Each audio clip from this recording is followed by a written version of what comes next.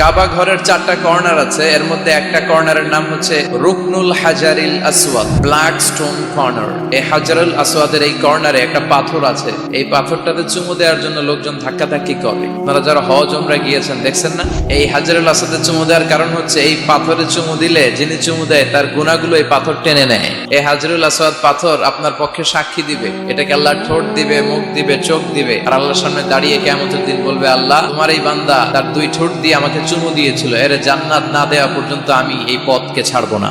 হাজরুল আসওয়াদের corner আর কাবা ঘরের দরজা এর মাঝখানে একটা জায়গা আছে, এই জায়গাটার নাম মুলতাজাম। এই জায়গাটাতে লেগে থেকে দোয়া চাওয়া, দোয়া করাটা সুন্নাহ। এই মুলতাজামে দাঁড়িয়ে হাত লাগিয়ে বুক লাগিয়ে দোয়া করলে এই দোয়া আল্লাহ ফিরিয়ে দেয়। এই দোয়াটা কবুল করে নেয় কে?